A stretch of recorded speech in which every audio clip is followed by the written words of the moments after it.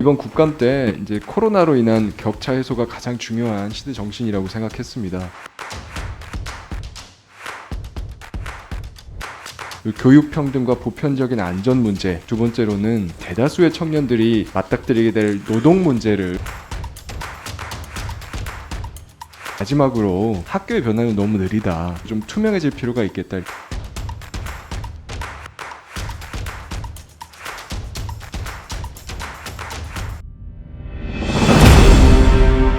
교육급여 관련돼서 회의에 차관님이 위원이신데 지난 5년간 한 번도 참석한 게 없다. 이제 차관님 다음부터는 직접 참여하시는 거죠? 네, 적극적으로 참여하겠습니다. 교육급여 산정 기준도 교육부에서 좀 완화하겠다. 교육급여가 사실 작은 돈이라고 생각할 수도 있지만 이거 가지고 공부방 없는 아이들이 독서실도 가고 그래서 문제집도 사고 하는 아주 유용하게 쓰이는 돈이기 때문에 지속적으로 관심을 갖겠습니다. 고교 취업연계 장려금 이것과 내일체험 공제 동시에 가입하도록 해도 좋지 않느냐. 어차피 채도 취지가 다른데. 그래서 이 돈으로 자취방 임대 보증금 냈다, 업무나 생활에 필요한 노트북 샀다, 이런 친구들이 많기 때문에 네, 적극적으로 그 취지를 반영할 수 있도록 그렇게 하겠습니다. 학구법 17조 2호에 최소한 SNS, 온라인을 통한 2차 가해는 금지되도록 구체적으로 명시될 필요가 있겠다. 예, 법률 개정에 대해서 저희도 적극적으로 노력하겠습니다. 유치원 회계비리로 부정 사용된 금액이 나중에 2년 3년 지나고 나서 다른 학부모들을 위해서 쓰인다. 애초에 학부모들한테 전액 반환하도록 유아교육법 개정을 해서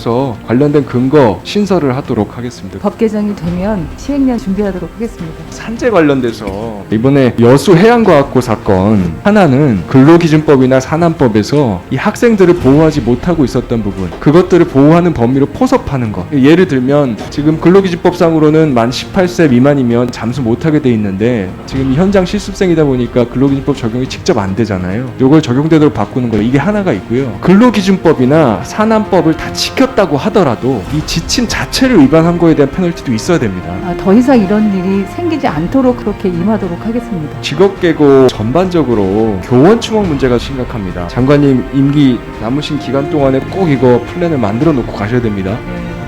특성화고에서 학생들을 모집을 할 때 스마트 시티과, 메타버스과, 반려동물과 굉장히 팬시한 과들을 만든다고 공고를 해놓고 실제 가보면 이거를 해낼 수 있는 선생님들이 없는 거예요. 그래서 아이들이 속았다, 이런 이야기가 나오는 거거든요. 서울대라고 해서 특별히 윤리의식이 높지 않다. 다른 기관처럼 10년 동안 감사를 안 하면 망가지는 건 마찬가지다. 그 생협, 조리 노동자들 실제 식사 시간이 10분도 안 된다라는 분이 3분 중에 1분이에요. 근골격계 증상에 이상을 호소하는 분 비율이 80%. 이번에 돌아가신 서울대 청소노동자 밝혀진 핵심 갑질 2가지가 시험 강요하고 드레스 코드인데 이 노동 강도가 높아지고 근무 여건이 열악해지면 심리적으로 육체적으로 취약해져요. 그런 환경 속에서 인격 침해가 벌어지면 이게 사고로 이어지는 거거든요. 오늘도 다시 한번 사람 목숨값에 대해서 생각해보지 않을 수가 없습니다.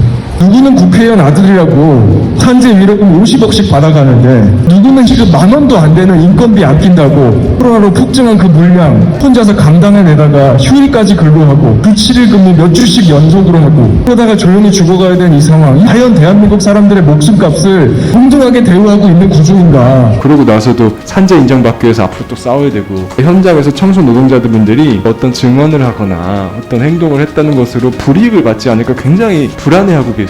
이런 분들에 대해서 부당한 불이익이 발생하지 않도록, 이미 발생한 게 있다고 하면 그것이 바로되어지도록 감사에 특별히 좀 더 유의해 주시기 바랍니다. 예, 그렇게 하겠습니다.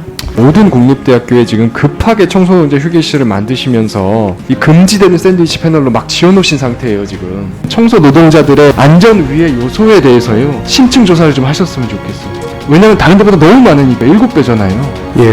총 94억의 학생 지도비가 부정하게 지출됐다. 이 학생 지도비 심사위원회 구성에 학생들이 빠져 있어요. 그 학교들이 적립금을 어디다 쓰고 있나 제가 봤더니 건축 적립금으로 쌓아두고 있어요. 학생들 등록금을 받아서. 노동인권교육 총론에 들어가나요? 단순히 노동 분야만의 문제가 아니고요, 교육에 있어서 제 전환인 것 같아요.